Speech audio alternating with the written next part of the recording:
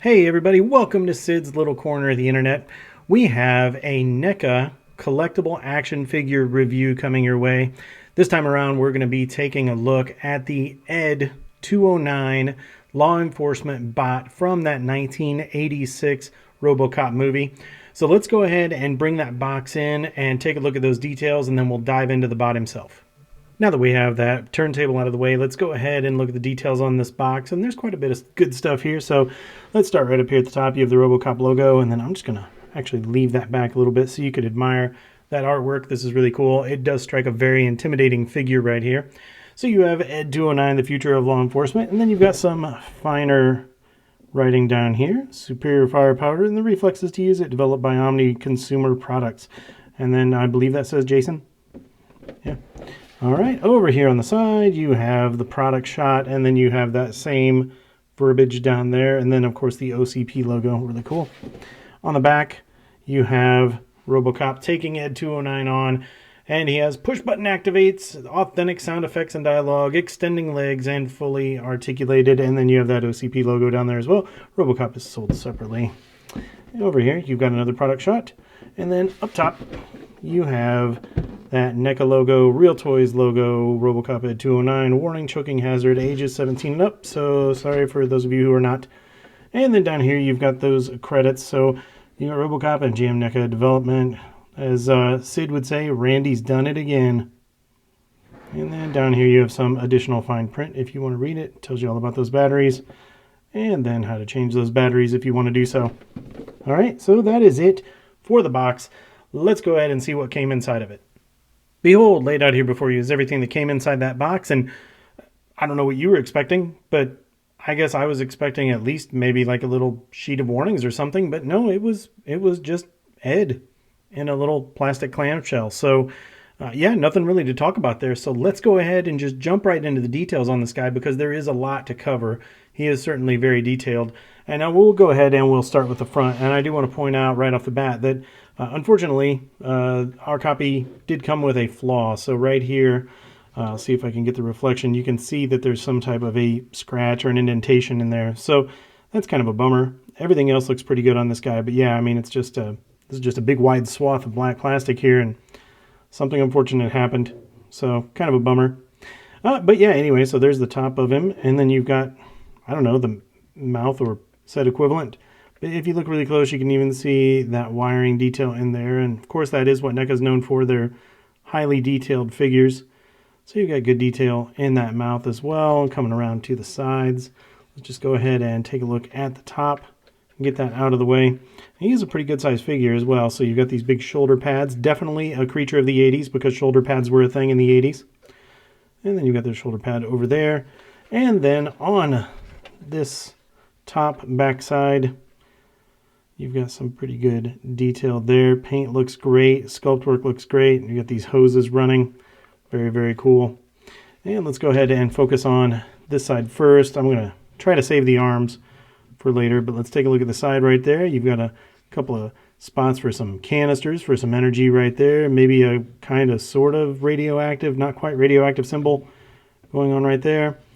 Around the back, you've got some ventilation. You have that. This is your button for the sound effects, which we'll get to shortly. And let's go ahead and take a look at that left arm now. So you have a pretty cool setup right here. You've got that machine gun with all these tiny, tiny wires and things going to it. And then you've got ammo boxes. I'm assuming that's where all the ammo is stored. And then coming over here to the inside of it, just got another little spot right there. And then that's the inside of the arm, looking good. And if you look up underneath here, you can see just the tremendous amount of detail on that shoulder area as well. And then, of course, your elbow, you've got this wiring right here. And, of course, that is movable. We'll talk about the articulation shortly. But, yeah, you've got all this going on, and then you've got that gunmetal gray in there. Very, very cool. Coming over here to this arm's slightly different because he does have the missile launchers. So you can, pretend he's shooting those missiles as well. So you've got all that detail in there. And then, of course, you've got a pinch point. So you do not want to lose your fingers when you're operating on the ED. And then you've got additional detail right there. You can see all that color in there on this side. So looks pretty good. Now this feels kind of loose. I've yet to figure out if this is actually supposed to come off. It just feels kind of loose. So, I mean, this is a fairly expensive figure, so I don't want to yank and pull on things too awful much. But if you know, let me know. And then you have, same thing, the elbow and the shoulder area. Good detail there. And then making our way down to those legs. Good detail there. These stilts, whatever you want to call them right here, these look really good. Now, these are plastic, but they look like metal. Just really, really good paint on there. And then good detail all the way down. And then you've got a little warning there, and then just a bunch of lines. It's not like you're actually supposed to read it. And some detail for those wires going down to those toes. Looking at the fronts of the legs. Everything's very cool there as well. And then up underneath the figure, you get a nice view underneath as well, so the detail is not lost in this area either. And then looking at the insides of the legs, let's see if we can turn that a little bit. So you've got detail going on in there as well. Even the bottoms of the feet have detail. All right, so yeah, very, very cool. Now, let's talk about the articulation on this guy. I mean, as far as ED-209s go, he's pretty articulated. I'm not entirely sure what all they're supposed to be capable of doing, but this guy can do a considerable amount. So, of course, you can move those shoulder pads up and get them out of your way if you want to. And then you can move those arms around. I'm assuming it's a full 360 if you could get past the legs. And then just bring it all the way around. And then at those elbows, you can bring those elbows in that far. And you can bring them out. This makes me a little nervous because of all this wiring. You can bring them out about that far. All right, and then you can rotate right there at just below what would be his bicep if Ed's had biceps. All right, and then down here you have, I guess, waist rotation if you want to call it that. So you can move that head to the left, move it to the left, move it to the right. And then you have at the hips, this is how you move everything up. So the hips will come up that far. They'll go that far before they really start running into stuff. And you have the ability to chicken leg him if you want to, kind of do something like that. So these they will get in their own way unless you do the next thing. So let's do the next thing. Let's go ahead and talk about these leg extensions right here. So you can extend those legs. This takes a little bit of effort, so bear with me. And it sounds awful when you do it. Yeah, you can totally extend those legs out. And then if you have him balanced right, you get the chicken leg part of it done. He still stays pretty well balanced. He's not going to fall over on you. So I think that's done pretty well. Now, as far as the rest of that articulation goes, you can, I don't know, if you want him to do something like that, you could do something like that. So you do have that ability. You could do this if you want to do it. You could just go all the way around, I guess. So that's totally up to you. And let's bring that back around. Da-da-da. Unfortunately, unless I'm wrong, and there is a distinct possibility that I am, I don't think there's anything at the feet. So it would have been nice if we could have had, you know, some individual toe movement here, but it feels like the feet want to move. Like you can see a little bit of movement there, but I can't really get anything forward, back, side to side. And I'm not going to yank too much on this guy because I don't really need that. I mean, he's going to be posed like an ED-209. It's not like he's going to be doing a karate kick or anything crazy like that. So he's totally fine. His feet are nice and stable. They're a big wide base. They're not going to fall over on you. So you can, you know, within reason, you can keep him in some pretty decent positions and not having him fall over. So if you've got him leaning back like that, you know, spoiler alert, there's a noise. But yeah, if you want him leaning back like that, you can do something like that, but you're going to want to make sure that you bring those legs back down. But if you just have that head naturally balanced, you can have him doing his thing. So one thing that I will note is that he is, especially when he's up on his stilts, if you will, he's a big boy. I'm going to do the quick camera adjustment, and then I'm going to show you. I'm going to bring in my Lefties will rule the world ruler. And this is in imperial units. This is inches. So you can see that he is almost 10 inches tall. So yeah, he's a big boy. And I don't know, just because we're curious, he's over 9 inches or right at 9 inches in width, maybe just under. If I learn how to measure, 8 inches. Anyway, so there you go. He's a big boy. What we'll do now is I'm going to get him readjusted, and then we'll go through those sound effects. Now that we have Ed back to a reasonable height, let's go ahead and talk about those sound effects. Now, I've already spoiled it a little bit by fat fingering the button, but there's more where that came from, I guess. So you do have this button right here, and as you would guess, if you push it,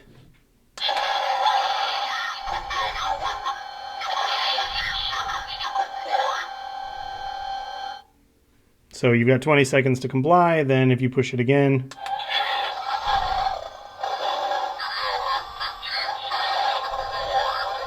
now you have 15 seconds to comply.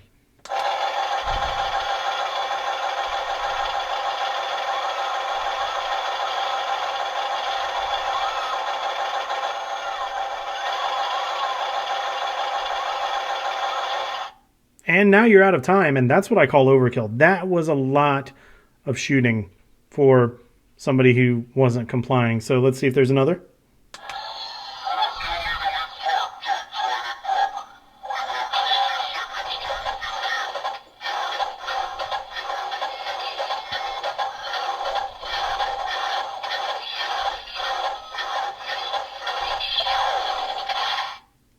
And there was something there about private property. I don't know. Maybe he's just an old man telling kids to get off his lawn. I don't know. This could be Clint Eastwood from the movie Gran Torino, for all I know. And then there was a lot of walking around and, sound effects. So let's try again.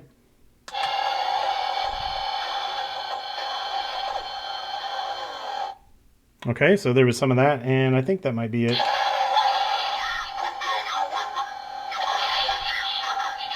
Yep. All right, so we're not going to get to that 15 seconds. We're not going to let him start firing again. This guy seems a little trigger happy. So yeah, that is the articulation, the details, and your special features for Ed. So he doesn't transform or do anything like that. So the only thing we've got left to do is a couple of comparisons to give you a sense of scale. And then we'll get this bad boy wrapped up. For our first comparison, it's a battle of a couple of Eds. And on the left, of course, is that NECA ED-209 that we're reviewing. And then on the right, this is the Toyz 1/18th scaled battle damaged ED-209 that I think about a year ago I did a review on that. And this is a great figure in its own right as well if you collect those 1/18th scale figures. Obviously, as you can see, he does have that battle damaged arm, but he has sound effects just as well. Really good details, those extendable legs. And the one thing that this figure has that the NECA figure does not, which is surprising, is those individually movable feet. So the feet, the toes, that kind of stuff are individually articulated. So pretty well done figure on its own as well. But yeah, just seeing these two together is really cool. It's almost like a father and son day. For our next comparison, here we see the two rivals next to each other. So of course the ED-209, and then this is the NECA 8-inch scaled Robocop battle damaged. So it looks like maybe Ed got the better of him in this battle. And for our final comparison, this is the Masterpiece MP08 King Grimlock. And yeah, I figured I'd bring him in because both of these guys are big and dumb and like to shoot first and ask questions later. So there you go. And that's going to do it for comparisons. So let's get into those final thoughts before our 20 seconds to comply is up. So there you have NECA's version of ED-209 from the 1986 Robocop movie. And I think this is a really cool little collectible. I say little, but he's not little. It's a really cool collectible that goes right along with all that other Robocop stuff that NECA's been putting out. Lots of detail on this figure. Really nice shelf presence, but just simply not a whole lot you can do with this guy other than pose him. But he's still really fun to have, really fun to look at. He's got those great sound effects. Just a quick review of some of the items here. The overall looks of this guy.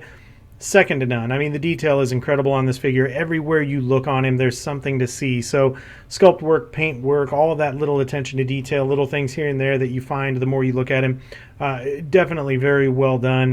Looks really, really good. As far as articulation goes, you know, it's an ED-209. There's not a whole lot you're going to do with this guy anyway, but you do have the articulation with those rotating arms. You've got the bend at the elbows. You've got some action at the shoulder. You can move the head left and right. You can move the hips, the legs, and then you can bring him up and down on those stilts. So I would have liked to have seen posable feet. That's the biggest hindrance here on this guy. You can't really do much other than have him in a stance similar to this. So a little weak there, but everywhere else he's got some pretty good articulation. He has no accessories to speak of, but I will mention that he does have the gimmick of the sound effects, the actual movie sound effects. So you've got, what, 5 of those to cycle through. Sounds really good, very loud, so that's always a positive there. You're not going to struggle to hear it. So he does come with batteries already, so you just pull the tab out so you can close that circuit, and then you're good to go. So I guess that is a bit of a bonus there. As far as quality goes, I don't have any issues with the guy. I mean, he looks good. The paint looks good. He does what he's supposed to do. Didn't have anything missing because there was nothing to be missing, I suppose. So quality, I have no issues there.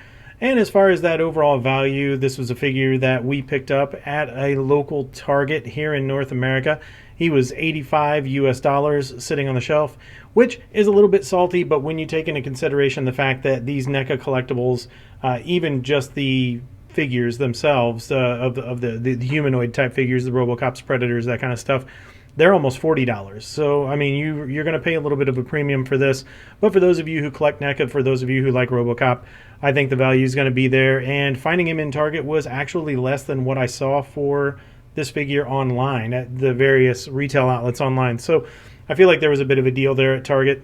So it was worth the pickup for me. So with that being said, that's going to wrap the review up.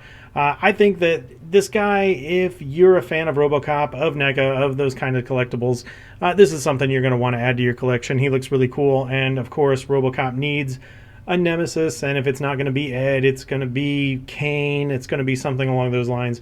So this guy fits right in, scales up well. So that's it. I hope you guys got some good information. I hope you got some entertainment out of this. I don't know why I'm stumbling over my words. Anyway, hope you got some entertainment out of this. And if you haven't already done so, please be sure to hit that like button. Be sure to subscribe. Leave some comments if you feel like it. And the one favor I would ask is if you know of anyone who would be interested in our channel or the things that we review here, please let them know about the channel. Share this information with them so we can grow the channel. It's always appreciated. So with that, that's going to wrap it up. Until we see you guys in the next review, take care.